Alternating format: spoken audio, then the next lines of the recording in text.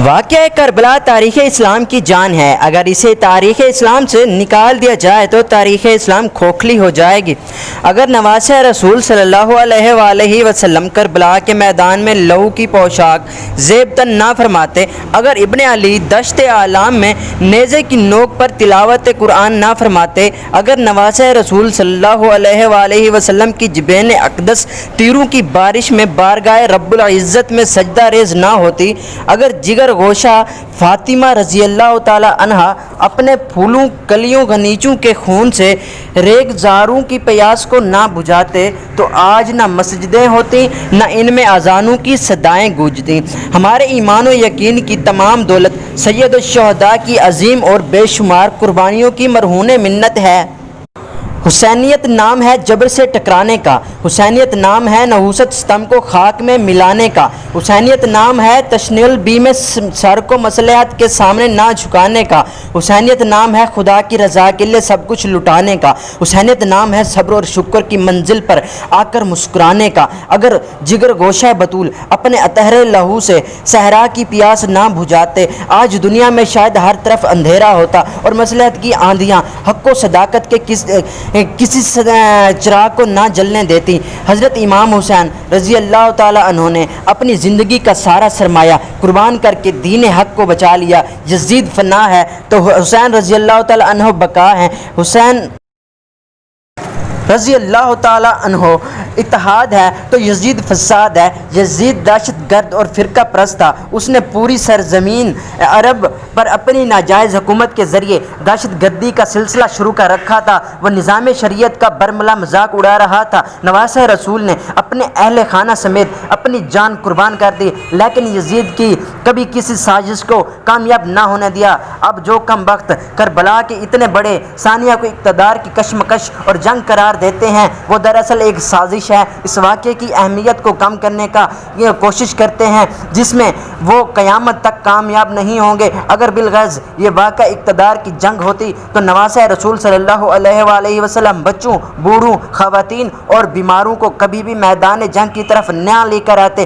آپ کے سامنے صرف ایک ہی مقصد تھا، وہ تھا صرف حق کی سر بلندی، دین خدا کی حفاظت، سنت رسول صلی اللہ علیہ وآلہ وسلم یعنی کہ شریعت مصطفیٰ کی نگہبانی، اور اس نظام شریعت کے جہاد میں حسین جیت گئے اور یزید ہار گیا۔ یہ جنگ حضرت امام حسین رضی اللہ تعالی عنہ نے جیتی، کیونکہ جنگ ہمیشہ کسی مقصد کے حصول کے لیے ہوتی ہے۔ دو فرد یا دو قوموں میں کسی چیز کے حصول پر جنگ کرتی ہے۔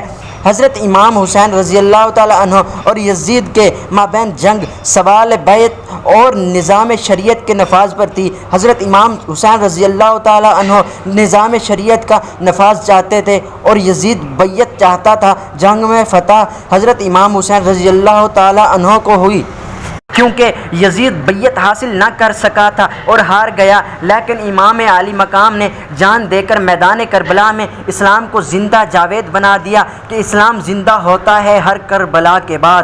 حضرت امام حسین رضی اللہ تعالی عنہ کو جن ہاتھوں سے خطوط لکھے گئے، انہی ہاتھوں پر امام حسین رضی اللہ تعالی عنہ کا خون نظر آتا ہے، اور خطوط لکھنے والے انہی منافقین کا بظاہر عقیدہ مندانہ کردار ہی پورے واقعہ کربلا کا پیش خیمہ نظر آتا ہے۔ انہی خطوط کی بنیاد پر امام علی مقام رضی اللہ تعالی عنہ نے مظلوم کی مدد کرنے کے لیے اپنے چچا زاد بھائی حضرت مسلم بن عقیل رضی اللہ تعالی عنہ کو روانہ کیا، کیونکہ وہ نہ کرتے۔ امام علی مقام رضی اللہ تعالی عنہ نے مظلوموں کی مدد کرنے کا سبق اپنے نانا حضرت محمد صلی اللہ علیہ وآلہ وسلم سے ہی حاصل کیا تھا۔ مسلم بن عقیل رضی اللہ تعالی عنہ کو کوفہ روانہ کر دیا گیا۔ اہل اقتدار کو ان کی عزت و تکریم کیسے برداشت ہو سکتی تھی، لہٰذا انہوں نے اپنے راستے کی دیوار بننے والے مسلم بن عقیل رضی اللہ تعالی عنہ کو شہید کر دیا۔ حضرت امام حسین رضی اللہ تعالی عنہ کو ان کی شہادت کی خبر راستے میں ملی، آپ بہت غم زدہ ہوئے، لیکن آپ رضی اللہ تعالی عنہ اپنے فیصلے پر قائم رہے اور اپنے ساتھیوں سمیت میدان کربلا میں آ گئے۔ ابن زیاد کی فوج نے آپ کا راستہ روکنے کی کوشش کی، لیکن آپ رضی اللہ تعالی عنہ نے خطوط کا ڈھیر دکھا کر کہا، ان خطوطوں کا جواب میں میں آیا ہوں، یزید سے بات کرنے آیا ہوں، تم لوگ راستے سے ہٹ جاؤ۔ یزیدی فوج نے کہا آپ رضی اللہ تعالیٰ عنہ اپنا راستہ بدل دیں۔ امام اعلی مقام رضی اللہ تعالیٰ عنہ نے فرمایا میں اپنا راستہ نہیں بلکہ یزید کا راستہ بدلنے آیا ہوں۔ حضرت امام حسین رضی اللہ تعالیٰ عنہ نے میدان کربلا میں خطبہ دیتے ہوئے کوفیوں کے کردار کو بے نقاب کر دیا، مگر ان کے دل سخت ہو چکے تھے، ان کے کان بہرے ہو چکے تھے، ان کی آنکھوں کا پانی مر چکا تھا، اس لیے انہوں نے نواسہ رسول صلی اللہ علیہ وآلہ وسلم کو شہید کرنے کا فیصلہ کیا۔ آپ رضی اللہ تعالیٰ عنہ کے جان نثار ایک ایک کر کے شہید ہوتے رہے، لیکن آپ علیہ السلام کا ساتھ نہ چھوڑا۔ اس کے بعد لخت جگر علی اکبر رضی اللہ تعالیٰ عنہ میدان میں آ گئے۔ 3 دن کا پیاسا شہزادہ علی اکبر رضی اللہ تعالیٰ عنہ بھی اپنے نانا رسول صلی اللہ علیہ وآلہ وسلم کے دین پر قربان ہو گیا۔ حضرت امام حسین رضی اللہ تعالیٰ عنہ اپنے جوان بیٹے کا لاشا اٹھا کر خیمے میں لائے اور عظیم الشان دعا کی، اے اللہ تیرے دین کے لیے میری زندگی کا عظیم سرمایہ حاضر ہے، اسے قبول فرما لے۔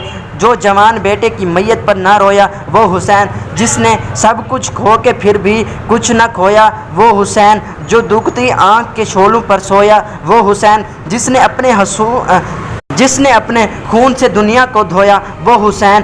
ہر شخص پر آزمائش آتی ہے، کوئی پرسکون رہتا ہے اور کوئی پریشان ہو جاتا ہے، لیکن دنیا کائنات یہ منظر دیکھ کر حیران رہ گئی کہ شمر مردود جب حسین رضی اللہ تعالیٰ عنہ کے گلے پر چھری چلا رہا تھا، اس مشکل منزل پر بھی حضرت امام حسین رضی اللہ تعالیٰ عنہ کے سکون و اطمینان قلب میں فرق نہ تھا۔ شہادت کی منزل سامنے آئی۔ حسین علیہ السلام نے شمر سے صرف ایک فرمائش کی کہ مجھے 2 رکعت نماز شکرانے کے پڑھ لینے دے۔ حسین رضی اللہ تعالیٰ عنہ نے سر سجدے میں رکھا تو اللہ کا قرآن بول اٹھا، اے نفس مطمئن اپنے رب کی طرف سے کامیابی اور کامرانی کے ساتھ پلٹ آ، تو مجھ سے راضی میں تجھ سے راضی۔ سیدنا امام حسین رضی اللہ تعالیٰ عنہ کی شہادت ہمیں یہ درس دیتی ہے کہ دشمن کے خلاف جہاد کرنا چاہیے اور آپس میں اتحاد و اتفاق میں رہنا چاہیے۔ محرم کے یہ مقدس مہینہ اس بات کا تقاضا ہے کہ ہم ملت کے اتحاد کو پارا پارا ہونے سے بچائیں اور کردار حسین